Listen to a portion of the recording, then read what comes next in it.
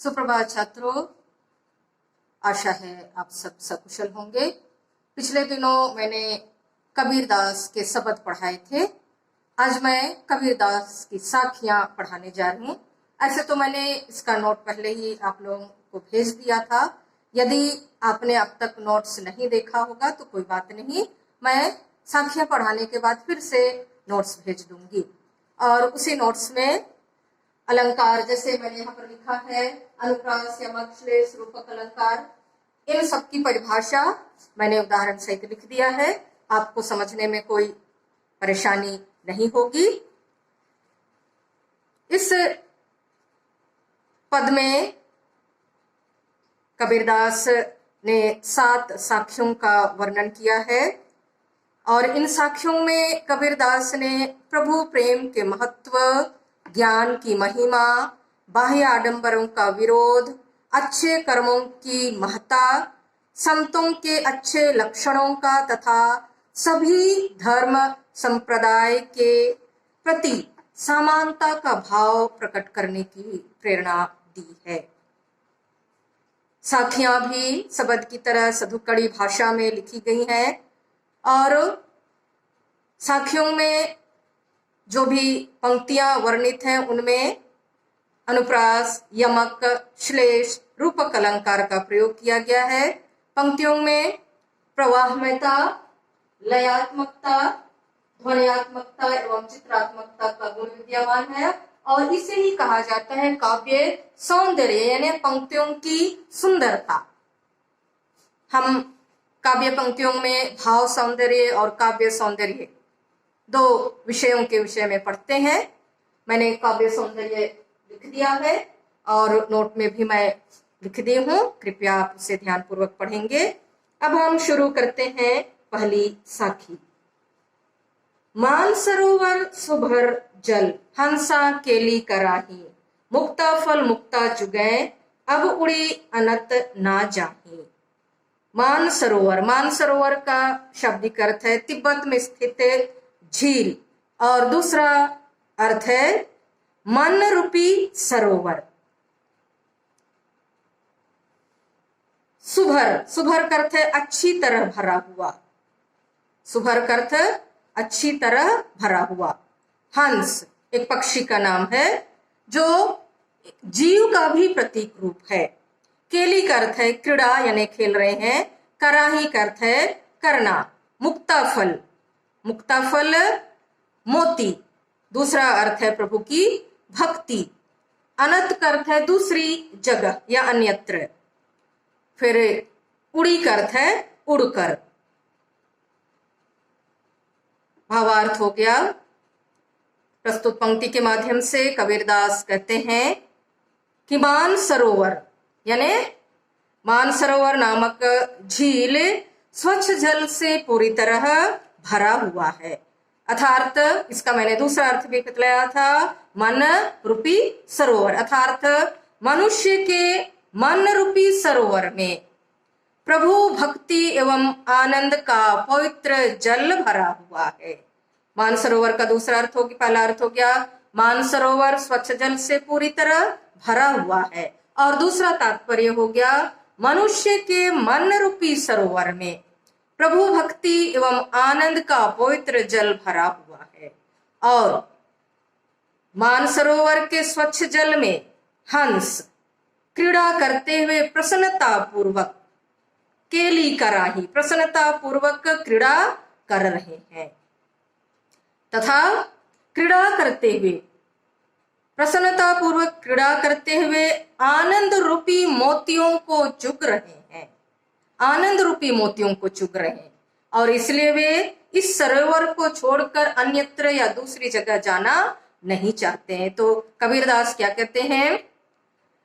हंस मानसरोवर के स्वच्छ जल में क्रीड़ा करते हुए प्रसन्नता पूर्वक आनंद रूपी मोतियों को चुग रहे हैं और इसलिए वे उस सरोवर को छोड़कर दूसरी जगह जाना नहीं चाहते हैं।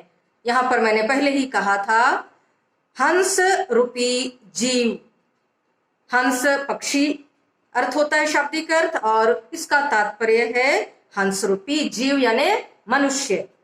आशय यह है कि हंस रूपी जीव यानी मनुष्य भी प्रभु भक्ति में लीन होकर मन में परम आनंद के सुख का अनुभव कर रहा है। जिस तरह हंस उस जल में क्रीड़ा करते हुए प्रसन्नता पूर्वक आनंद रूपी मोतियों को चुग रहे हैं, उसी तरह हंस रूपी जीव यानी मनुष्य भी प्रभु भक्ति में, ईश्वर भक्ति में लीन होकर मन में परम आनंद के सुख का अनुभव कर रहा है।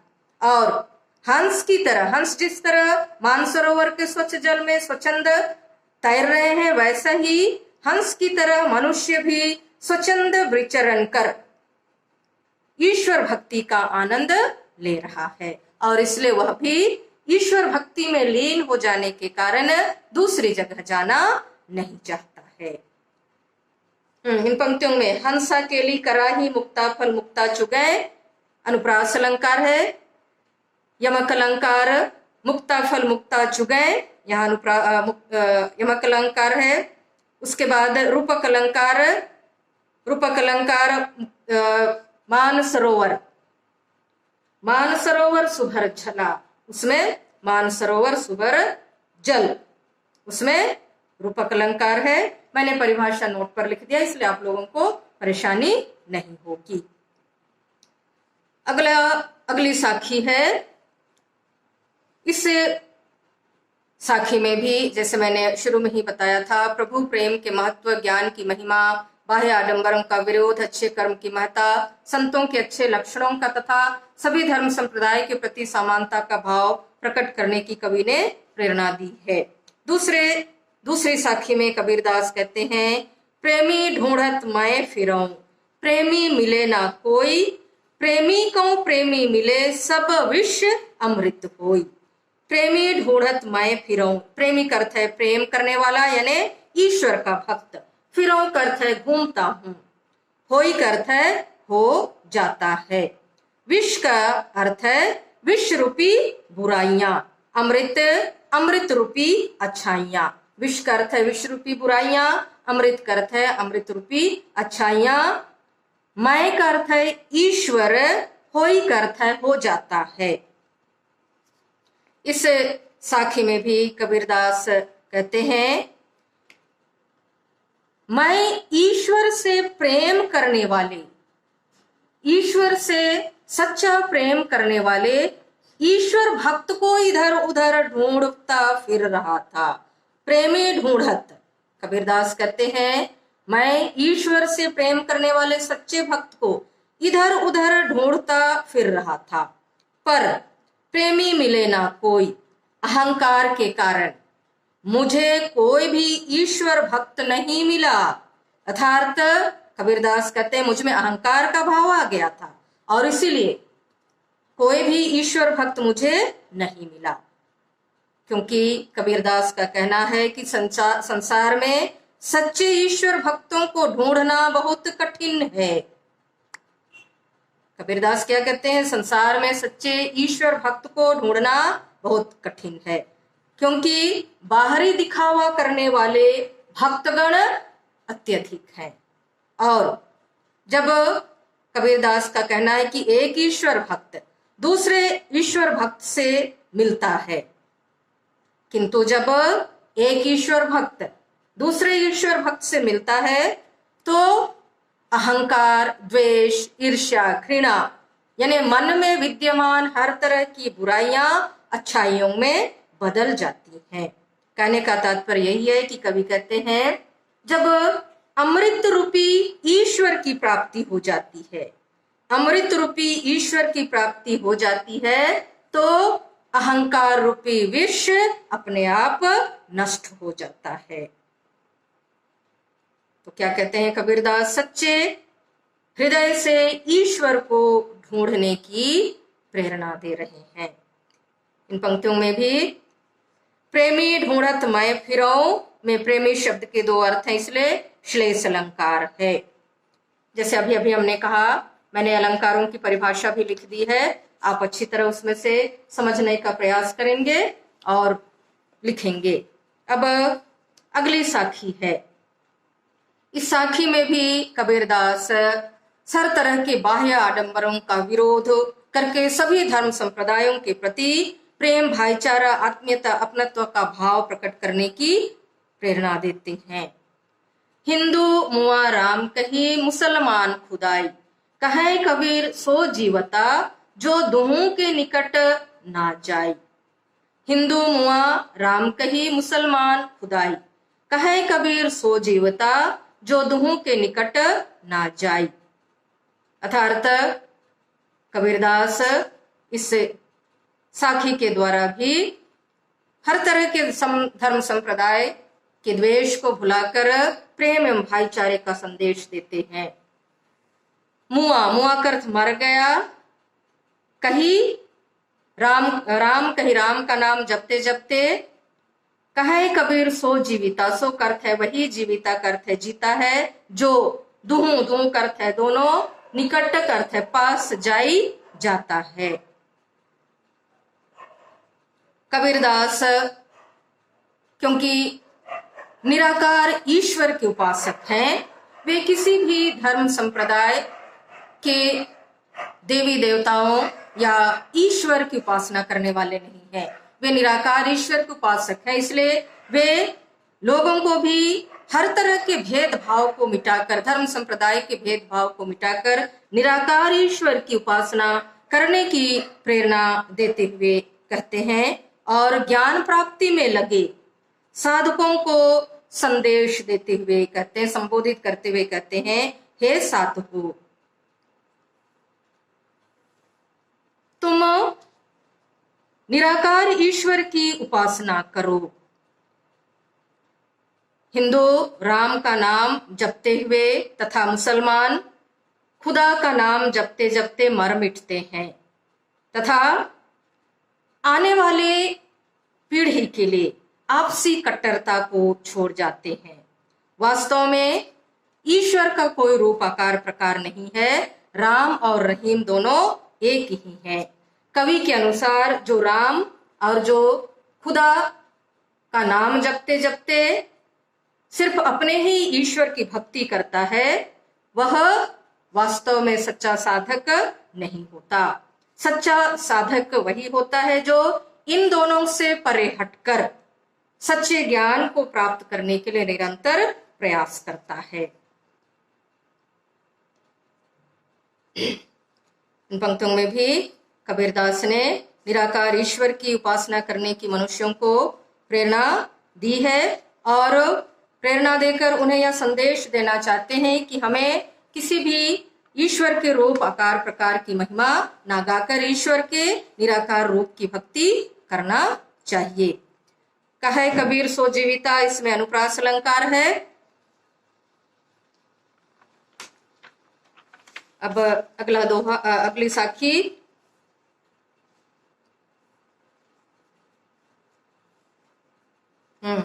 हस्ती चढ़िए ज्ञान को सहज दुलीचा डारी, स्वान रूप संसार है भूकंदे झक मारी।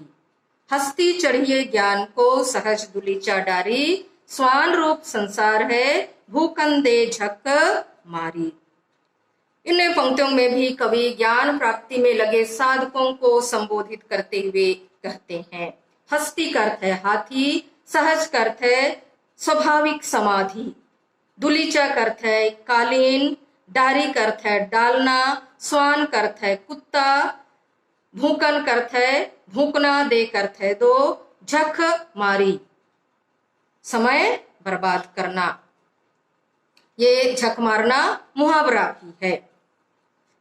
कवि इस साखी में भी ज्ञान प्राप्ति में लगे साधकों को संबोधित करते हुए कहते हैं कि हे साधको, तुम ज्ञान रूपी हाथी पर स्वाभाविक सहज समाधि रूपी कालीन बिछाकर प्रभु भक्ति के मार्ग में निश्चिंत होकर चलते रहो।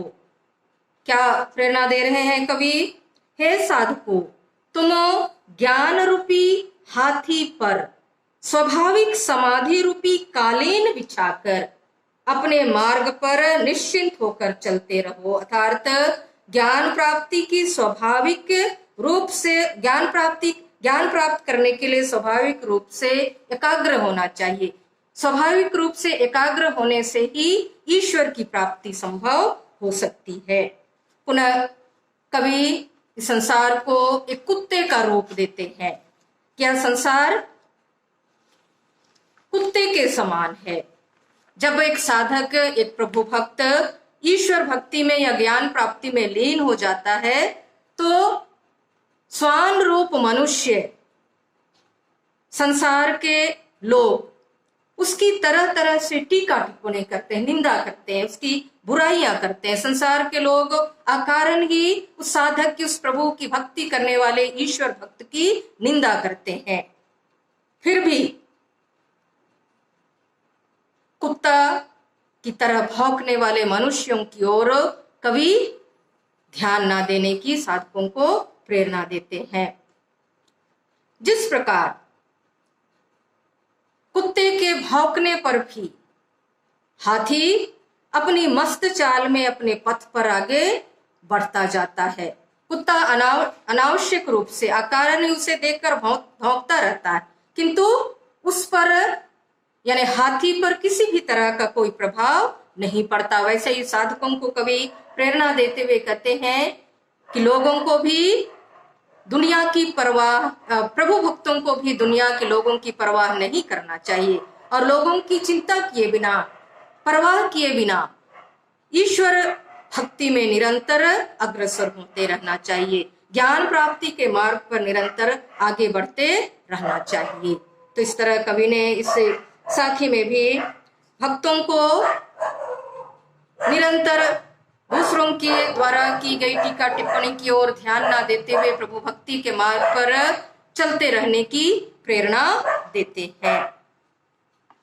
अब अगली साखी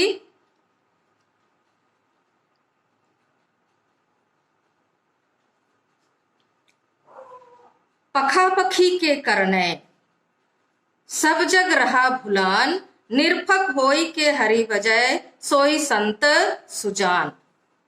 पखा पखी, पखा पखी का अर्थ है पक्ष और विपक्ष। सब जग रहा भुलान, सब जग, जग का अर्थ है संसार, करने का अर्थ है कारण, निरपक, निरपक का अर्थ है निष्पक्ष, होई मतलब होकर, हरि का अर्थ है ईश्वर, भजय का अर्थ है भजना या स्मरण करना, सोई का अर्थ है वही, संत, सुजान, सुजान का अर्थ है चतुर, ज्ञानी या सज्जन। सुजान शब्द के 3 अर्थ हैं, चतुर, ज्ञानी और सज्जन, इसलिए श्लेष अलंकार है। पखा पखी, पक्ष विपक्ष। इस साखी के माध्यम से भी कबीरदास कहते हैं कि सभी लोग अपने धर्म संप्रदाय को दूसरे धर्म संप्रदायों से श्रेष्ठ और महान मानते हैं और अपने पक्ष में भिन्न भिन्न प्रकार का तर्क देते हैं, अपने पक्ष का समर्थन देते हैं कि उनका ही ईश्वर सर्वश्रेष्ठ है, उनकी ही ईश्वर भक्ति सर्वश्रेष्ठ है तथा दूसरे धर्म संप्रदाय वालों की आराधना उपासना की निंदा करते हैं। और इसी नासमझी के कारण, इसी पक्ष विपक्ष के चक्कर में पड़ जाने के कारण वे अपने वास्तविक उद्देश्य को यानी मूल उद्देश्य को भूल जाते हैं। धर्म संप्रदाय के चक्कर में पड़ जाने के कारण वे ईश्वर की भक्ति करना भूल जाते हैं। अतः कबीरदास कहते हैं जो धर्म और संप्रदाय के पक्ष विपक्ष में पड़े बिना ईश्वर की सच्चे हृदय से भक्ति करता है वही सच्चा ज्ञानी कहलाता है। वही मनुष्य ज्ञानी है जो धर्म संप्रदाय के पक्ष विपक्ष में ना पड़कर ईश्वर के सच्चे स्वरूप का, धर्म संप्रदाय के चक्कर को त्याग करके, धर्म संप्रदाय के झंझट में ना पड़ करके ईश्वर की सच्चे मन से हृदय से आराधना करता है, वही सच्चा ज्ञान कहलाता था। अर्थात सारा संसार अपने लक्ष्य को भूल जाता है। मनुष्य का मूल उद्देश्य है ईश्वर की सच्चे हृदय से आराधना करना, दूसरे के धर्म संप्रदाय को तुच्छ ना समझकर धार्मिक सद्भाव के साथ ईश्वर की आराधना करना। किंतु लोग धर्म संप्रदाय के स्वार्थ में पक्ष विपक्ष के चक्कर में पड़ जाते हैं और दूसरों के धर्म संप्रदाय को तुच्छ और हीन समझने लगते हैं। इसलिए कबीरदास कहते हैं कि इस प्रकार के पक्ष विपक्ष के भ्रम में ना पड़कर प्रभु भक्ति में मनुष्य को लीन रहना चाहिए, क्योंकि वही मनुष्य ज्ञानी कहलाता है। अर्थात कबीरदास सीधे सरल शब्दों में कहते हैं कि हिंदू मुसलमान के पक्ष विपक्ष के तर्क में ना पड़ करके सच्चे मन से ईश्वर की आराधना करनी चाहिए।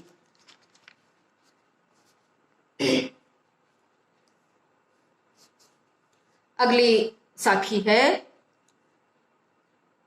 काबा फिरी काशी भया, राम ही भया रहीम, मोट चून मैदा भया, बैठी कबीरा जीम। काबा फिरी काशी भया, राम ही भया रहीम, मोट चून मैदा भया, बैठी कबीरा जीम।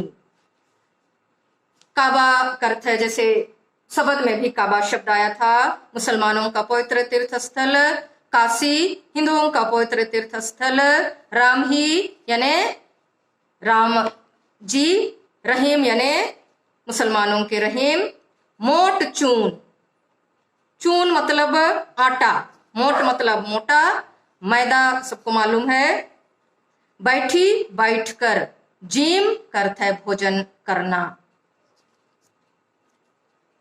काबा फिरे काशी भया, इस पंक्ति में भी कबीरदास ने धार्मिक संकीर्णताओं, धार्मिक कट्टरता एवं सांप्रदायिकता से ऊपर उठकर जीवन यापन करने की हम मनुष्यों को प्रेरणा दी है।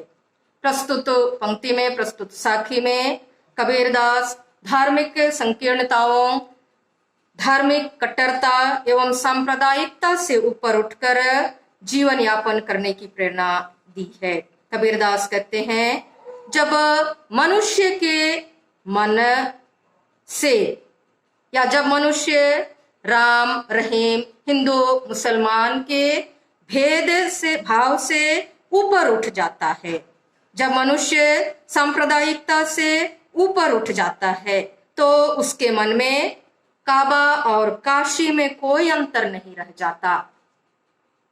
क्या कह रहे हैं कबीरदास? धार्मिक संकीर्णताओं, धार्मिक कट्टरताओं एवं सांप्रदायिकता से ऊपर उठकर मनुष्य को प्रभु की भक्ति करनी चाहिए।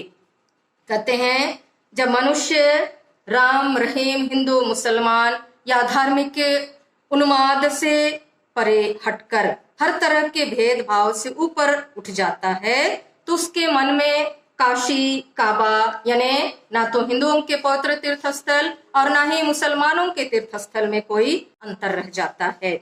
कहने का तात्पर्य यह है कि जब मनुष्य हर तरह की संकीर्णताओं से, भेदभाव से, धार्मिक कट्टरता से ऊपर उठ जाता है, तो उसके मन से धार्मिक भेदभाव मिट जाते हैं। धर्म के कारण जो अंधविश्वास या जो संकीर्णता होती है, यानी हमारा ही धर्म संप्रदाय सबसे श्रेष्ठ है, इस प्रकार की सारी संकीर्णता समाप्त हो जाती है। और क्योंकि मन की संकीर्णता के कारण ही, मन की सोच की संकीर्णता के कारण ही मनुष्य के मन में धार्मिक कट्टरता और भेदभाव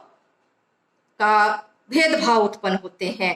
पर कबीरदास मन की संकीर्णता के कारण धार्मिक कट्टरता और भेदभाव को मोटे आटे की तरह अखाद्य बतला। इसलिए कबीरदास धार्मिक संकीर्णता, कट्टरता, भेदभाव को मोटे आटे की तरह अखाद्य वस्तु समझते हैं। मोटा आटा आसानी से सुपाच्य नहीं होता। वैसे ही जब मनुष्य के मन में धर्म के कारण, संप्रदाय के कारण जो संकीर्णताएं होती हैं, जो कट्टरता होती है, जो भेदभाव होता है, वह मोटे आटे की तरह अखाद्य समझा जाता है। और जब इस प्रकार का जो भेदभाव है, संकीर्णता है, जब समाप्त हो जाता है, तो वह मोटे आटे की तरह खाद्य न रहकर बारीक मैदा की तरह बन जाता। अर्थात मनुष्य की संकीर्णताएं, मन में व्याप्त जितनी भी संकीर्णताएं हैं, विरोधाभास है, धार्मिक कट्टरता है, धीरे धीरे धार्मिक अंधता मिट जाती है। मन की संकीर्णता की दुर्भावना समाप्त हो जाती है। और इसलिए कबीरदास अंत में कहते हैं कि मनुष्य को अपने ही धर्म संप्रदाय को श्रेष्ठ समझने की धर्म अंधता यानी धर्म के प्रति अंधापन दिखाना नहीं चाहिए।